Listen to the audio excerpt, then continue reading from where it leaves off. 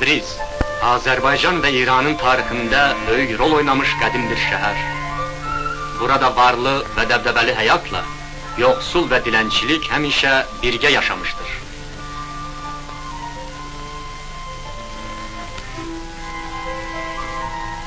Dar küçələr, alçaq sualı damlar, palçıq divarlar, izdihamlı bazarlar Təbrizin xarici mənzərəsini təşkil edirlər.